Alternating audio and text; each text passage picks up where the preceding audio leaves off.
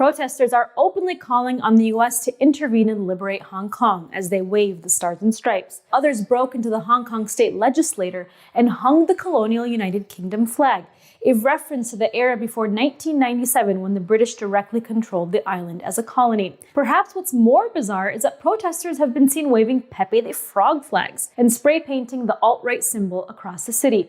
And this message is getting right to the heart of America's regime change hawks, receiving the blessings of none other than Marco Rubio, John Bolton, Mike Pence, Mike Pompeo, and even President Donald Trump himself. The same bloodthirsty avatars of war under the current administration that have been openly destabilizing Venezuela by pouring in millions of dollars to prop up a right-wing insurgency. And what's taking place in Hong Kong is looking all too familiar, which begs the question, does Washington have any influence over the protest movement in Hong Kong? Well, a closer look actually gives us a clear answer, that the West has more to do with this movement than it would like us to know. It's the ugly face of Washington's long-standing foreign policy directed at destabilizing one of its long-standing economic foes, China. Gone are the days where the CIA would directly overthrow foreign governments it didn't like, such as Iran in 1953 or Brazil in 1964. Today, regime change is achieved through front organizations like the National Endowment for Democracy, or NED, that influences thought and culture through covert means. Now, Washington uses the NED as a soft power tool to influence and interfere in the politics and society of a foreign country in order to bring about governments that are conducive to the interests of big business. Now, the NED does this under the guise of being a charitable organization promoting democracy and human rights. The idea is to create a buffer, third-party organization to distance the US government from directly funding political parties and groups and organizing regime change operations, despite the fact that NED is being funded directly by US Congress. Now, the NED was founded in 1983 following a series of scandals that exposed the CIA's blood-soaked covert actions against foreign governments that resisted US economic and political bullying. In 1986, NED President Carl Gershman told the New York Times, "It would be terrible for democratic groups around the world to be seen as subsidized by the CIA. We saw that in the 60s, and that's why it has been discontinued."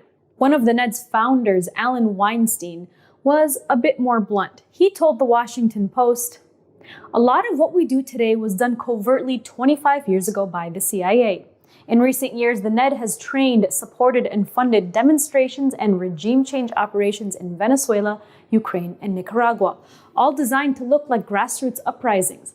And it's not surprising considering the NED's board of directors includes two infamous war criminals, the first being Elliot Abrams, who under the Reagan administration helped funnel weapons and funds to right-wing Contras in Nicaragua that terrorized civilians through torture, rape, and murder, then tried to cover up his crimes.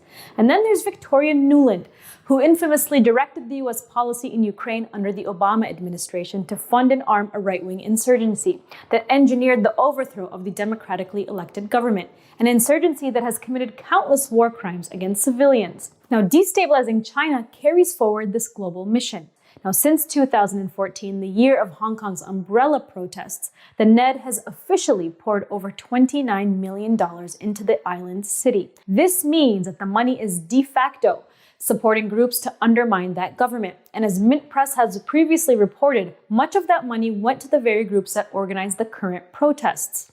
Now, the man described in the media as the face of the Hong Kong protests is Joshua Wong, a young activist who came to attention during the 2014 Umbrella Revolution, demonstrations against the Chinese government. Now, Wong is almost universally described in corporate media as a pro-democracy leader or freedom campaigner. But if Wong loves democracy so much, why does he continually meet with neoconservative Florida Senator Marco Rubio, one of the chief architects of regime change against Latin American countries? And why does the political party he founded maintain such a close relationship with the NED? Another leader of the movement is media mogul Jimmy Lai, whom the New York Times and Wall Street Journal has described as the Rupert Murdoch of Asia. A devotee and close friend of the late American libertarian economist Milton Friedman, Lai funded the 2014 Umbrella Revolution and has used his media empire to push a strong anti-China message that promotes disturbing xenophobia. Lai's Apple Daily newspaper depicted mainland Chinese people as an invasion of locusts infecting Hong Kong. Now, Lai has met with senior White House officials, including notorious warmonger and coup plotter John Bolton, who organized regime change attempts in Venezuela, regularly pushed for nuclear war with Iran, and has been called the chief architect of the Iraq War and apartheid Israel's best friend.